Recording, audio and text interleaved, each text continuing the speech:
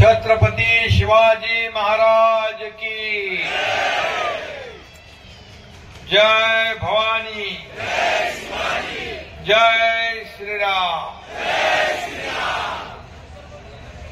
Kurla festival दरवर्षीप्रमाणे याही वर्षी मोठ्या उत्साहात, दिमाखात, जल्लोषात साजरा होतो आहे आणि या कार्यक्रमाला उपस्थित महाराष्ट्राचे उद्योग मंत्री उदय सामंतजी, MSRDCचे मंत्री दादा भुसेजी, उपनेते अजय यशवंत जाधव आणि या कार्यक्रमाचे आयोजक तुमचे लोकप्रिय आमदार मंगेश कुडाळकर आणि सर्व सन्माननीय पदाधिकारी ज्यांनी आता प्रवेश घेतला ते सर्व पदाधिकारी, त्यांचं शिवसेनेमध्ये मी मनापासून स्वागत करतो, त्यांचं देखील अभिनंदन करतो। गेले अनेक वर्ष, किती वर्ष झाले मंगेश याला? हा गेल्या वर्षी पण आलो होतो ना। आणि हा कुर्ला फेस्टिवल एकदम जोरदार असतो आणि भरपूर दिवस असतो। 20 दिवस कुठला फेस्टिवल मी बघितला नाही, पण 20 दिवस फेस्टिवल, सगळ्यांची ताण भूक हरपली, माणसांना सगळा आनंद लुटता आला पाहिजे यासाठी एकदम घाऊक मोठा फेस्टिवल ठेवणारा मंगेश कुडाळकर तुमचा आमदार, याचं मी अभिनंदन करतो। आज या संपूर्ण मैदानामध्ये पहिले येताना राम मंदिर बनवलेलं आहे, राम मंदिराचं दर्शन घेऊन आलोय आणि अयोध्येत 22 जानेवारीला राम मंदिर होतंय उद्घाटन। लाखो करोडो राम भक्तांचं स्वप्न आणि हिंदू हृदय सम्राट बाळासाहेब ठाकरे यांचं स्वप्न साकार होताना आपल्या सगळ्यांना आनंद होतोय। आणि कार सेवकांचा देखील मुद्दामून अतिशय जाणीवपूर्वक त्यांचाही सत्कार इथं मंगेश कुडाळकर यांनी ठेवल्याबद्दल मी मंगेशलाही धन्यवाद देतो आणि कार सेवकांचं अभिनंदन करतो। कारण आपल्या जिव्हाळ्याचा, अस्मितेचा, श्रद्धेचा प्रश्न आहे।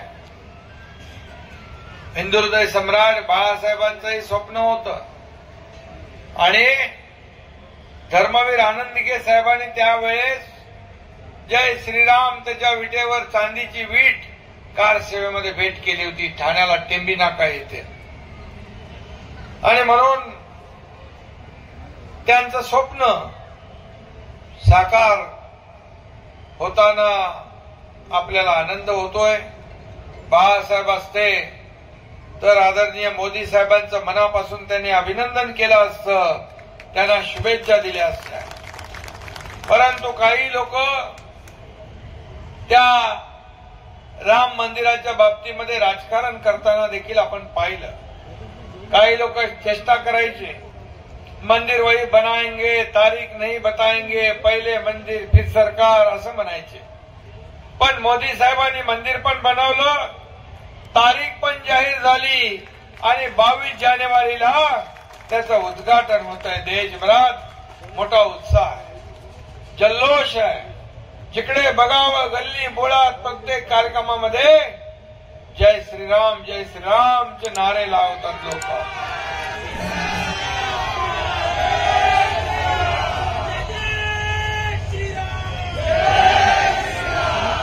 आणि काही लोकांनी राम मंदिराचं राजकारण करताना राम मंदिराच्या उद्घाटनावर बहिष्कार टाकला आणि त्यांना साथ देणारे कोण? हिंदुत्वाचं नाव घेणारे, हिंदुत्व आम्ही सोडलं नाही असं म्हणणारे, त्यांच्या मांडीला मांडी लावून बसणारे, त्यांना डोक्यावर घेणारे हेही आपल्या महाराष्ट्रामधून आपण पाहिलं. आणि महाराष्ट्राचं दुर्दैव आहे खरं म्हणजे, एवढा मोठा उल्हास उत्साह या देशात दिवाळी साजरी करतायत सगळे लोक, हिंदू मुस्लिम शीख ईसाई सगळे लोक आज हा उत्सव साजरा करताना आपण पाहतोय. परंतु काही कपाळ करंटे लोकांनी त्याचं राजकारण करताय. आणि म्हणून मी हे सांगतो, जो प्रभू राम का नहीं वो किसी काम का नहीं. बराबर है ना? जो राम का नहीं वो कुछ काम का नहीं. उसको कहाँ भेजना चाहिए? घर पे तो बैठे ही है, हमेशा के लिए बिठा दो.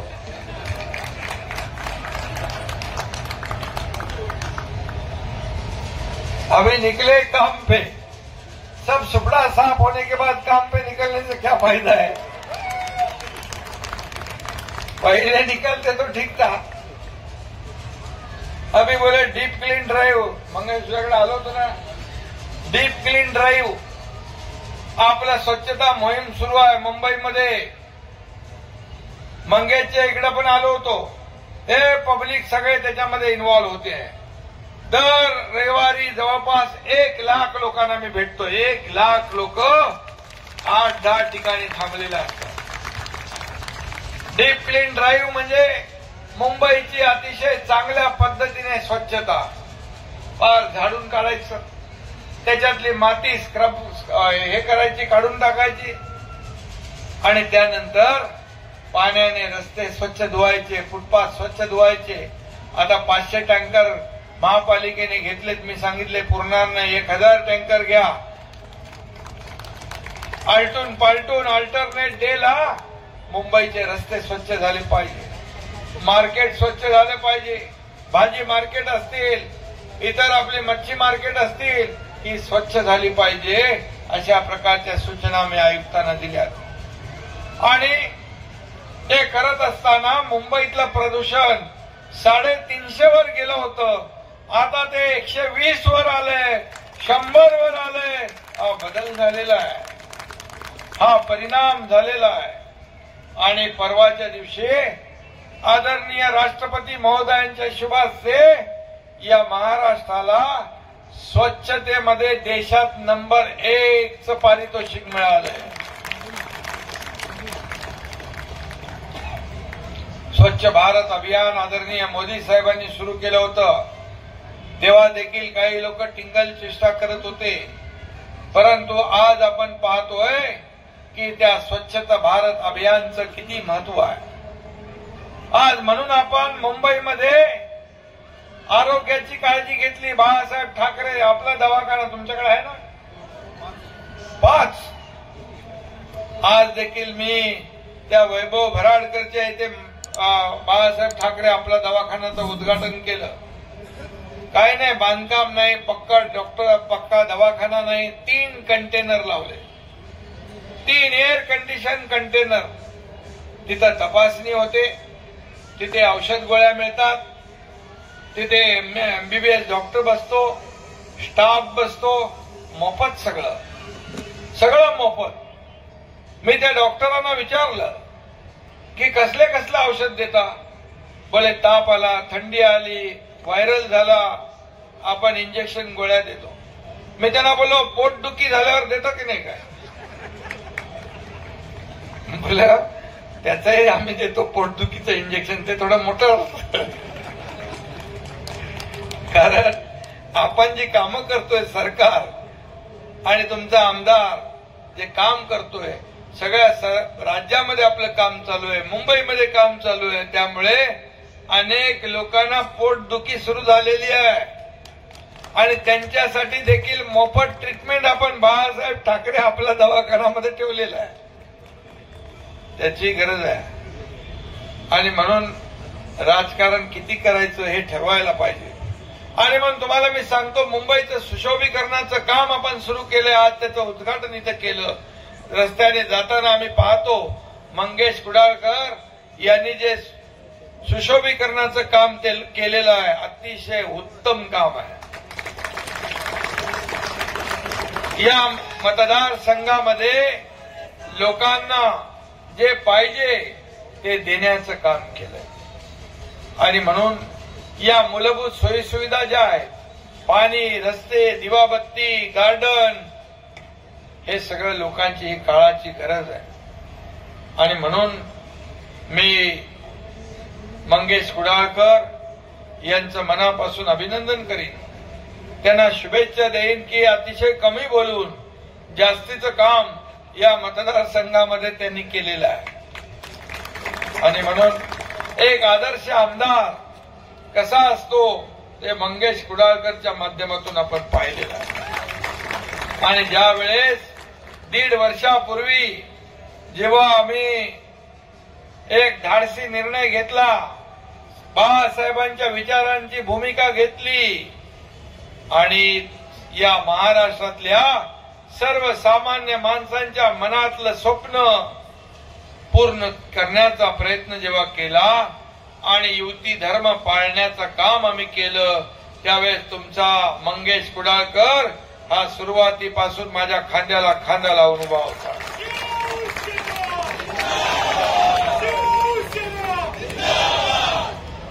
आणि म्हणून मी आपल्याला एवढंच सांगतो, हा मोठा फेस्टिवल आहे आणि धकाधकीच्या आयुष्यामध्ये असा फेस्टिवलचा आनंद पण घेतला पाहिजे.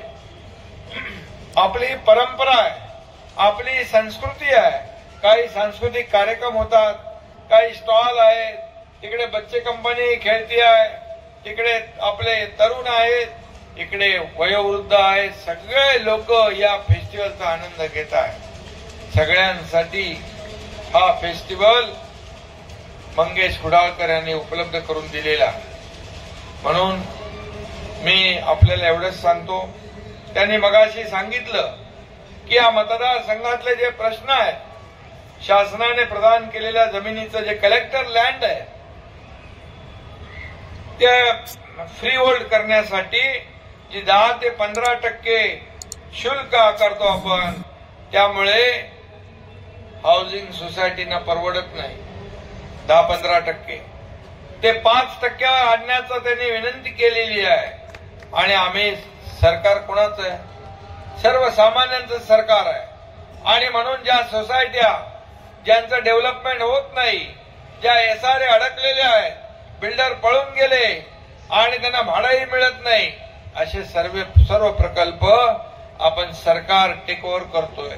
सरकार मग त्याच्यामध्ये म्हाडा आहे, MMRDA आहे, MSRDC असेल, सिडको आहे, अशा संस्थांनी पुढे येऊन हे रखडलेले प्रकल्प पूर्ण केले पाहिजे, अशी भूमिका आणि पॉलिसी देखील सरकार बनवते.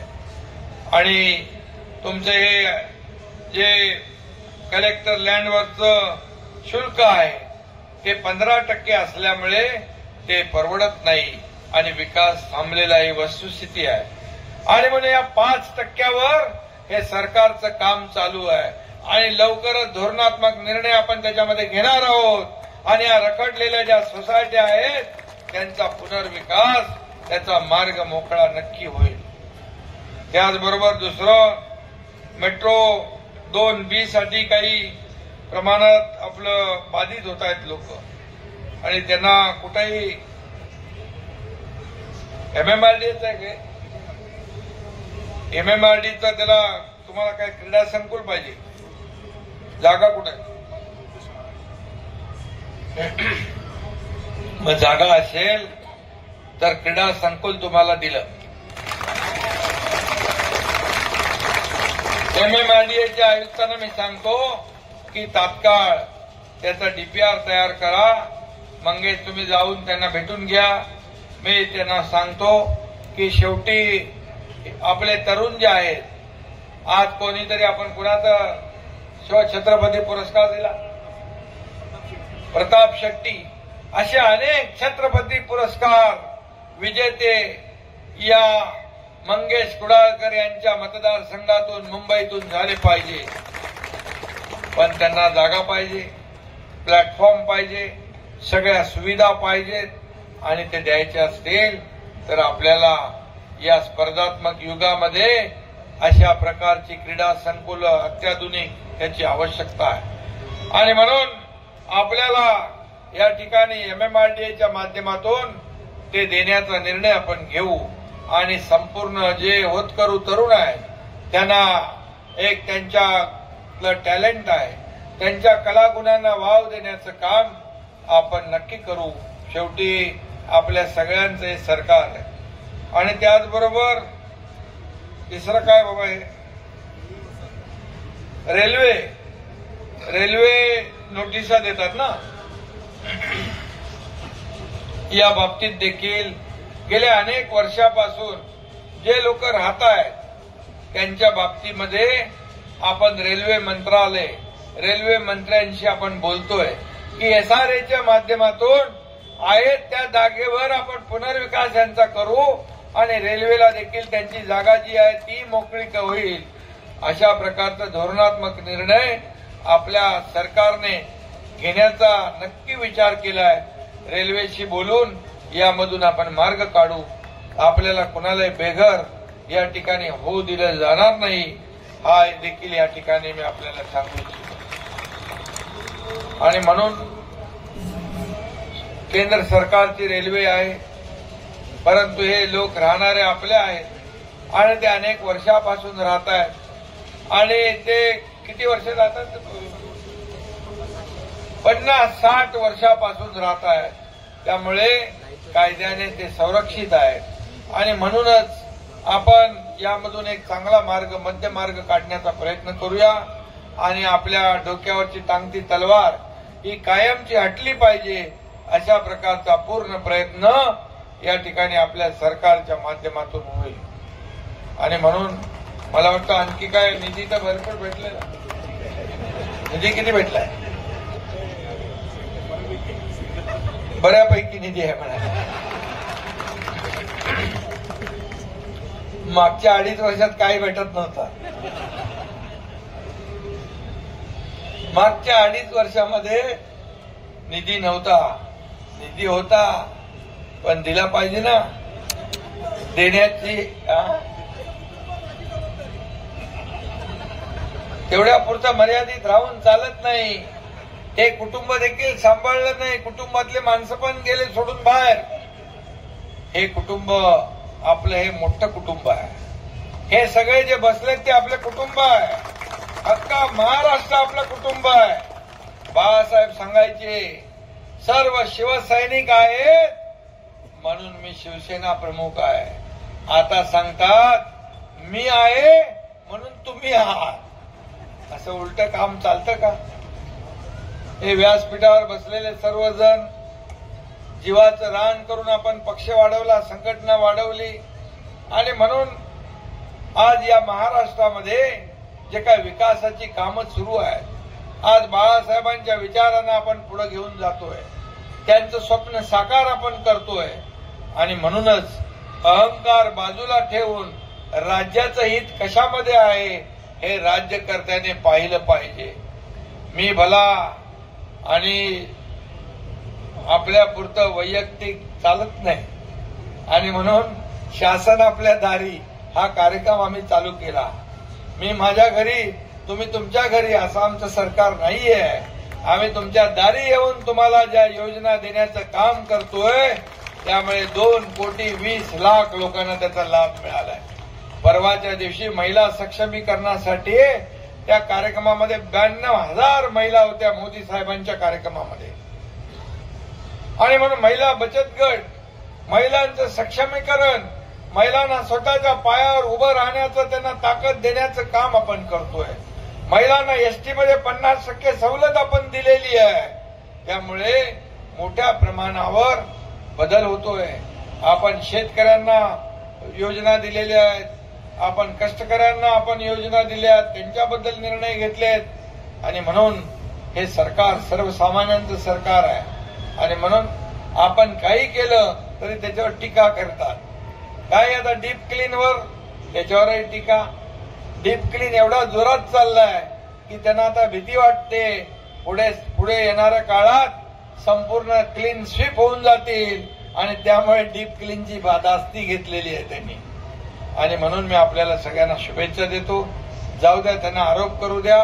हा एकनाथ शिंदे त्यांना कामातून उत्तर देईल, कामातून उत्तर देईल. आणि म्हणून आज जिकडे जाओ तिकडे आज आपल्या सोबत या महाराष्ट्रातली मुंबईतली जनता आज काय येते तर काम करणाऱ्या माणसाच्या मागे जनता उभी राहते. कारण लोकांना काम पाहिजे, लोकांना विकास पाहिजे. विकास विरोधी लोकांना जनता थारा देत नाही, हा आजवरचा इतिहास आहे. आणि म्हणून जेवढा काय या राज्याचा सर्वांगीण विकास आपल्याला करता येईल तेवढा आपल्या सगळ्यांच्या सदिच्छा शुभेच्छांनी आपण केल्याशिवाय राहणार नाही, हा विश्वास आपल्याला या ठिकाणी देऊ इच्छितो. पुन्हा एकदा तुम्हाला मनापासून शुभेच्छा, तुमच्या आमदाराचं मनापासून अभिनंदन. धन्यवाद. जय हिंद, जय महाराष्ट्र, जय श्रीराम. धन्यवाद साहेब. तुमचे